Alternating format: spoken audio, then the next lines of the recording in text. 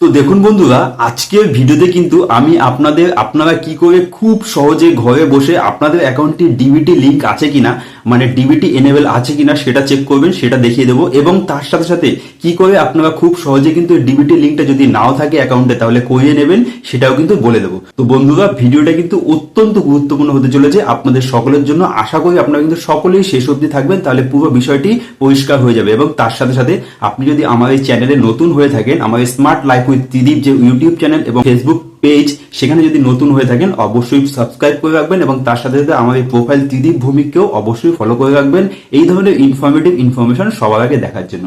এবং তার সাথে সাথে আমি আপনাদের বলবো এই ভিডিওটিকে অবশ্যই বেশি বেশি করে শেয়ার করে দিন যাতে প্রত্যেকের কাছে পৌঁছে যায়। তো বন্ধুরা দেখুন, এই যে ডিবিটি লিংক, এটা কিন্তু এই মুহূর্তে অত্যন্ত প্রয়োজনীয়। আপনারা কিন্তু সকলে জানেন এই বিষয়ে, কিন্তু এখন আমি কিছু বলছি না। তার কারণ পশ্চিমবঙ্গ সরকারের তরফ থেকে এই মুহূর্তে যে কয়টি প্রকল্পের টাকা কিন্তু আপনাদের অ্যাকাউন্টে দেওয়া হবে, প্রত্যেকটি কিন্তু ডিবিটি লিংক এর ডাইরেক্ট বেনিফিট ট্রান্সফার এর মাধ্যমে কিন্তু দেওয়া হবে। তো এখন প্রশ্ন হলো, আপনারা কিন্তু অনেকেই এনপিসিআই পোর্টালের মাধ্যমে এটা চেক করতে পারছেন না যে আপনাদের অ্যাকাউন্টে ডিবিটি লিংক আছে কিনা।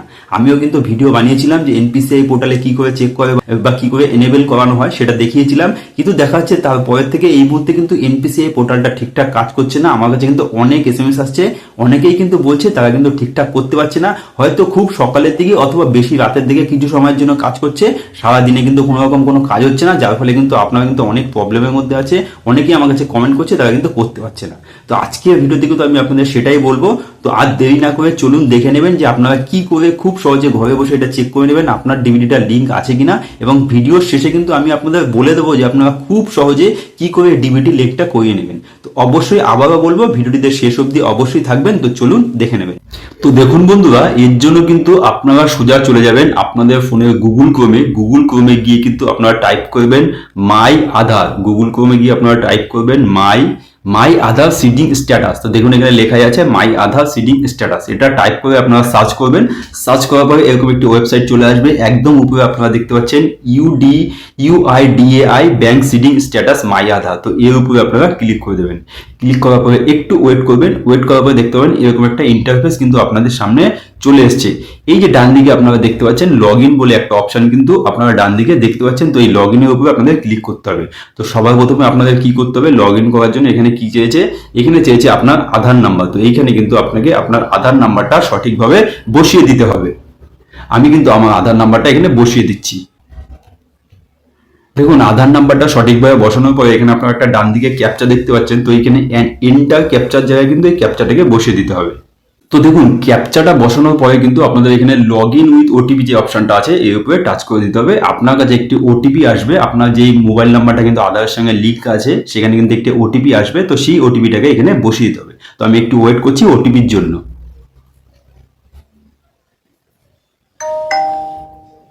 তো দেখুন বন্ধুরা, ওটিপি কিন্তু চলে এসছে। আমি কিন্তু এখন এই ওটিপিটা এখানে বসিয়ে দেবো।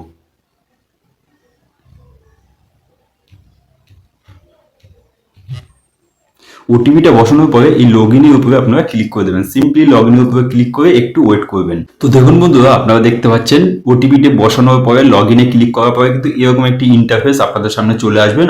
মানে আপনি কিন্তু লগ ইন হয়ে গেছেন, মাই আধার পোর্টালের ভিতরে কিন্তু আপনি প্রবেশ করে গেছেন। তো এইবার আপনার বাদিকে কিন্তু এখানে অনেকগুলো অপশন দেখতে পাচ্ছেন। তো এইখানে কিন্তু আপনারা একটি অপশন এখানে দেখতে পাচ্ছেন ব্যাংক সিডিং স্ট্যাটাস। এখানে দেখতে পাচ্ছেন click here to find your bank seeding status. তো এর উপরে কিন্তু আপনারা সিম্পলি ক্লিক করে দেবেন। ক্লিক করে একটু ওয়েট করবেন। তো এইখানে কিন্তু আপনারা দেখতে পাচ্ছেন Aadhaar number, bank name, bank seeding status. তো এইখানটা আপনি একটু ডান দিকে চলে আসবেন। এইখানে দেখতে পাচ্ছেন আপনার উপরে অ্যাকাউন্ট নাম্বার। এই যে দেখতে পাচ্ছেন আমার কিন্তু স্টেট ব্যাংক অফ ইন্ডিয়াতে সিডিং করা আছে এবং তার নিচে কিন্তু আপনারা দেখতেই পাচ্ছেন গ্রিন কালারের অ্যাক্টিভ বলে লেখা আছে, টিক দেওয়া আছে। তো এই জায়গাটায় কিন্তু আপনাদের অবশ্যই অ্যাক্টিভ থাকতে হবে। এখানে যাতে ইনঅ্যাক্টিভ না থাকে, এইখানটা যদি অ্যাক্টিভ থাকে তাহলে কিন্তু আপনি বুঝতে পারবেন যে আপনার অ্যাকাউন্টটা কিন্তু আগের থেকে সিডিং করানো আছে, আপনার কিন্তু সেক্ষেত্রে কোনো সমস্যা হবে না। তো দেখুন বন্ধুরা, আমি কিন্তু আপনাদেরকে দেখিয়ে দিলাম আপনারা কিন্তু খুব সহজে কি করে কিন্তু আপনি চেক করে নেবেন যে আপনার যে অ্যাকাউন্টটা আছে ব্যাংক অ্যাকাউন্টটা সেটা সিডিং আছে কিনা, অ্যাক্টিভ আছে কিনা। যেটা কিনা এনপিসিআই পোর্টালে এই মুহূর্তে হচ্ছে না, সেটা কিন্তু আমি আপনাদের দেখিয়ে দিলাম। এখন প্রশ্ন হলো, যদি আপনার ওখানে ইনঅ্যাক্টিভ থাকে, আমার যেখানে অ্যাক্টিভ আছে সেখানে যদি আপনাদের ইনঅ্যাক্টিভ থাকে, তাহলে আপনারা কি করবেন? তো দেখুন বন্ধুরা, এই সম্পর্কে কিন্তু অনেকেই অনেক ধরনের ভিডিও বানাচ্ছে, আপনারা কিন্তু সোশ্যাল মিডিয়াতেও দেখে থাকবেন। আমিও কিন্তু আপনাদের আগে দেখিয়েছিলাম যে এনপিসিআই এর মাধ্যমে কিন্তু আপনারা এটা করাতে পারবেন। কিন্তু এই মুহূর্তে কিন্তু আমি আপনাদের রিকমেন্ড করব, আমি আপনাদের কিন্তু বলবো আপনারা এই কাজটি সরাসরি আপনাদের ব্যাংকে গিয়ে করিয়ে নিন।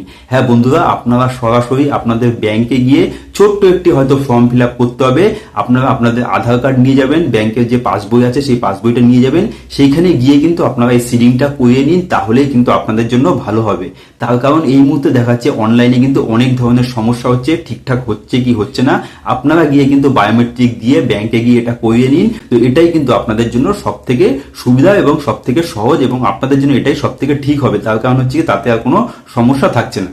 তো বন্ধুরা, আশা করি আপনাদের যদি ভিডিওটা ইনফরমেটিভ লেগে থাকে, অবশ্যই ভিডিওটিকে শেয়ার করে দেবেন, তার সাথে সাথে আমার চ্যানেলটিকেও সাবস্ক্রাইব করে রাখবেন, এবং কমেন্ট বক্সে কিন্তু জানাতে ভুলবেন না যে আপনার কি সিডিং করা আছে, মানে আপনার ডিভিডি লিঙ্ক করা কি আগের থেকে আছে নাকি নেই, হ্যাঁ অথবা না লিখে কিন্তু কমেন্ট বক্সে অবশ্যই জানাবেন। এবং এই সম্পর্কিত যদি কোনো প্রশ্ন থেকে থাকে, সেটাও কিন্তু কমেন্ট বক্সে অবশ্যই জানাবেন। ধন্যবাদ।